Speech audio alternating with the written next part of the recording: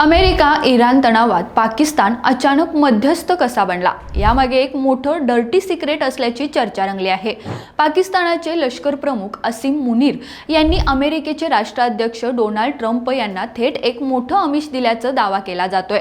हे आमिष काय? न्यूयॉर्कमधील प्रसिद्ध रोझवेल्ट हॉटेल 1924 मध्ये बांधलेलं 1000 खोल्यांचे हे आलिशान हॉटेल, ज्याची किंमत तब्बल 8300 कोटी रुपये सांगितले जाते। कोरोना काळात बंद पडलेले हे हॉटेल आता डेव्हलप करण्यासाठी अमेरिका पाकिस्तान कराराची चर्चा आहे। म्हणजेच हॉटेलचा डील आणि बदलत्या पाकिस्तानाला मध्यस्थ बनण्याची संधी। डोनाल्ड ट्रम्प यांच्यावर आधीही बिझनेस फायद्यासाठी राजकीय निर्णय घेतल्याचे आरोप झाले आहेत आणि आता या डीलमुळे पुन्हा एकदा प्रश्न उपस्थित झाले आहेत।